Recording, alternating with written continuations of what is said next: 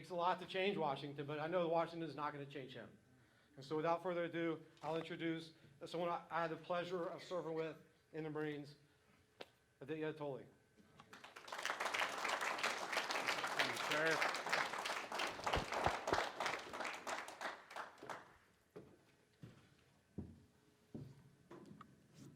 We just need to get that 95,000 voters and we'll be all set now. That was an excellent introduction. A lot of y'all in here helped me with the campaign from the start, and a lot of y'all in here have known me since I was probably about this high. Usually when I give these short stump speeches, it's to a room of complete strangers. So I'll just give y'all a quick intro of what I've been up to the last 20 years or so. You know, I think most of y'all know that I graduated with, you know, Clayton, Paul, and Payne and all of them in 05. I was a valedictorian out of Center, and so they let me go to Rice. Ended up at Rice, somehow ended up on the President's Honor Roll. Still have no idea how. But because of that, I decided I wanted to go be a Marine Corps officer, because that was back when Afghanistan was going really, really hard. And so that was probably 2007, 2008 as a 19-year-old. But you know what they say, man plans and then God decides. So before I went to the Marine Corps and met Captain Edmonds, I was 28.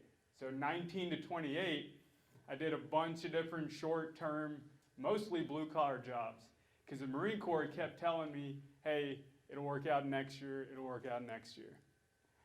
So my first job right out of college was I ended up working on Capitol Hill for Louis Gohmert in his DC office. Absolutely loved it. I'm sorry, loved him, loved the staff. In fact, I still keep up with a lot of the staff now. They're actually helping me with the campaign, you know, introducing me to fundraisers, etc. But hated the culture. Like, I mean, I couldn't stand it. DC is exactly what you think it is. Okay? It's not about helping the constituents. It's about, hey, look at me. I work in this fancy building. Am I not special? All right, so I stayed there about 5 months, and then I decided I was going to move back home and then wait out the Marine Corps application. So I moved back to Center, and I ended up actually working for Mr. Kenneth Verner. Y'all know y'all know him, building log houses down in Arcadia for a while. And then I was helping Ms. Pam White with the Shelby County Outreach Ministries reorganize some of like the way that she had her company structured. But then I eventually ended up in the oil field as a roughneck, which is what this slogan's about. And I loved it. So here's a guy that's, you know, scored 99th percentile nationally on the SATs, 99th percentile nationally on the ASVAB, which is a military entrance exam. And I'm out here pulling slips and slinging sledgehammers and mopping floors with the boys, and I absolutely loved it. I stayed there for years, until the next oil field downturn, actually. So I started out as a floor hand, and then I worked my way up to a motorman, which is the person that fixes all the machinery on the rig. Then I worked my way up to a derrick man, which is the person that works in the heights on the rig, fixing everything. And then I became a driller. And the driller, for those who don't know, is the manager of an oil rig. And for those who don't know what exactly an oil rig is, it's a piece of steel equipment about 15 stories high, about an acre big. The one I was on was roughly $25 million, and we drilled multiple oil and natural gas wells, about 4 miles deep, all across Texas, East Texas, North Texas, West Texas, New Mexico. And for some reason, they decided that they were going to put a 25-year-old in charge of running these operations. I have no idea why. I did not think I was ready. I almost seriously got my guys hurt multiple times, but nothing actually ever happened thanks to God's grace. But it went really well. I loved the job, but then that's when the oil field bus come, right? So after the bus came, that's when I ended up finishing my application to the Marine Corps. And then I ended up stationed in Camp Lejeune, North Carolina, with 1st Battalion, 10th Marines as a Marine Artillery Officer. And so that's really been my adult life. I went to this prestigious university where most of my fellow Rice graduates are, they're now Harvard law grads and Yale, whatever, who cares? But I haven't worn a suit for a job since 2010, which is basically the Capitol Hill, and I loved it. So why am I trying to go back to somewhere where I left in the first place?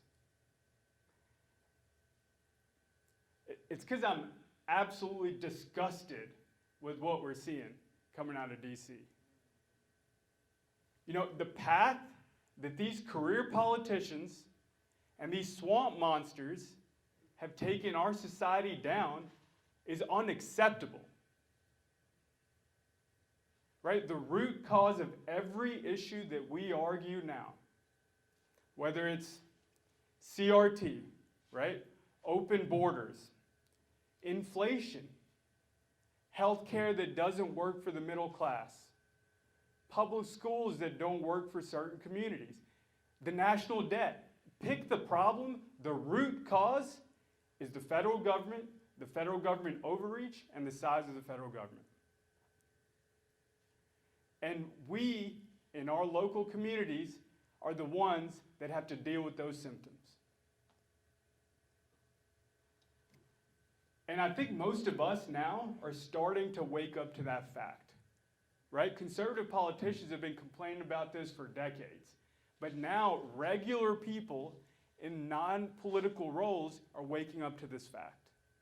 And we are realizing we can no longer let career politicians, as in the people whose only focus in life is, what do I need to do to keep my job for the next 5 years? We can't let them do our country like this. And so that's why I'm running. And I'm not the only one, okay?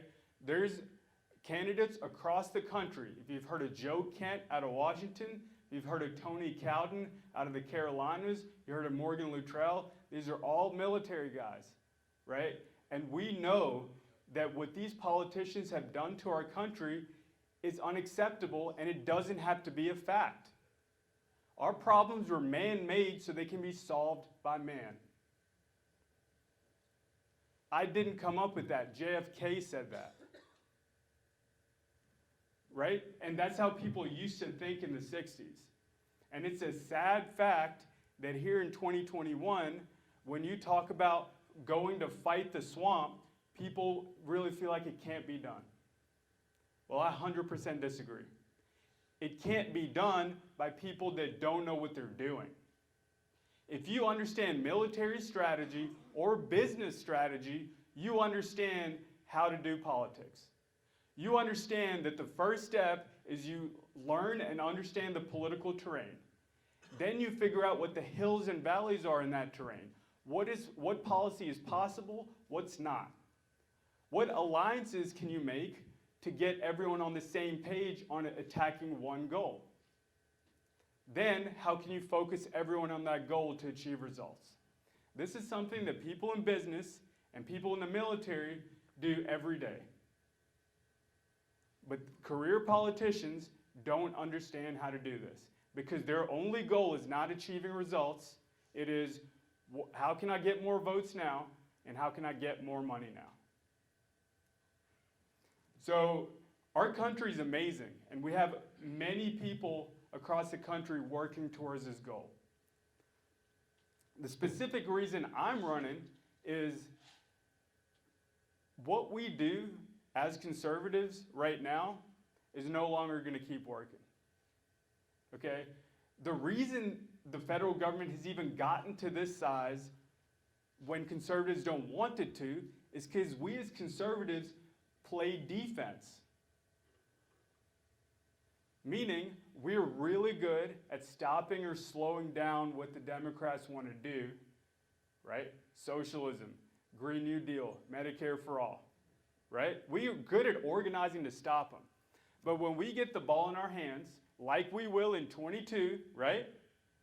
And we're going to get the ball in our hands in 24 for sure. What are we going to do about it?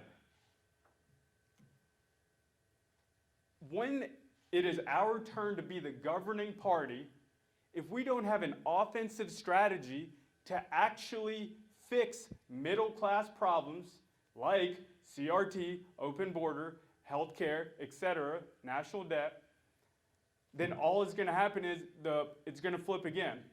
And we're not going to actually fix the size of federal government. So that's what the plan is about. It's a way to switch to an offensive strategy. Right now we call ourselves the party of small government. Excellent. We should start calling ourselves the party of local government. And now conservatives across the country know what we stand for, not just what we're against. Right? So healthcare. We all know we hate Obamacare. Right? I think every conservative is on that page, and we know why. But what do we want to replace it with? No one knows, because we don't have an offensive strategy. And that's why we couldn't pass repeal and replace Obamacare in 2017. What we want to replace it with is a healthcare system in which the states run any kind of a medical welfare program that's necessary. In other words, you take Medicaid, all the money that Obamacare gives to Medicaid, all the money that Obamacare gives to insurance companies, and you give it to the states, because we're the party of local government. Right? How do conservatives want to fix poor public schools? School choice. And all that means is your local communities can decide, does your public school work well for you? I'd say in Center it does, but I'd say in St. Augustine it doesn't. Right? And for them, they can decide, I think we should switch to a charter school. We're the party of local government. Open borders. We know that immigration is a national issue. And because of that, when President Biden comes into office and decides he wants open borders, we can't do anything about it, because we have a defensive mindset. An offensive mindset is, since we're the party of local government, all the money that the federal government spends on border security, send it to the border states. Then it doesn't matter who's in D.C., because the Department of Homeland Security doesn't need to worry about it, because Texas and New Mexico and Arizona know exactly what their border needs. And even the Democrats in those states want those borders secured. Right? And that's how you start shrinking federal government power. I'll use one last example, welfare. We know that the welfare state is the #1 reason for the destruction of the nuclear family unit, and because of that, the slow decline of the acceptance of God as the foundation of our country. Republicans for decades have talked about, well, we need to cut welfare, just right then. Well, they never do it, right? But what if they were the party of local government? Then, instead of saying, we're going to go from welfare in D.C. to nothing, you go to the middle. We go from welfare in D.C. to welfare administered at the county level, to where counties can decide, hey, does this person really need the help? Okay, we can help them for 6 months in this specific situation. Or, hey, are these people living on generational welfare and they're just using the system? No, we're just going to cut them off. Right? That's the 50%. You don't go from DC running welfare to nothing. What you can do is DC running welfare, you can send it to the counties, and over a couple of decades, when society gets used to the counties running it, then you can take DC completely out of it. Does that make sense? So that is the party of local government. And I didn't come up with any of these ideas. I just read them. Right? These ideas are what we already stand for. And so that's what I mean by going on offense. If we're the party of local government, then we can unite to actually say what we stand for, not just what we're against. And that's important because it doesn't matter how much the politicians in DC know about policy, the people here have to. Because we're a constitutional republic. And until the audience in the stands and the coaches, which are the voters, know what they want their politicians to do to score that touchdown, the politicians will not do it. And that's why it's important to go on offense, to be the party of local government. And that's what our campaign platform has been about. When we work with all these, in the Veteran Candidate Coalition, with the America First Pact candidates, which is another group of national candidates that we're working in, these are the kind of things that us non-politicians want to do different. To actually go on offense when we have the ball in our hands, like we will in 22, like we will in 24. Okay? So come January 2023, I will be your U.S. Congressman for Texas District 1, because it's not just the people here that have loved what I've said today. People in Gilmer love it. People in Texarkana love it. People in Atlanta love it. People in Longview love it. People in Carthage have loved it. People in St. Augustine have loved it. Because we know no politician we elect, including me, can govern ourselves. We're a free nation, and we can govern ourselves.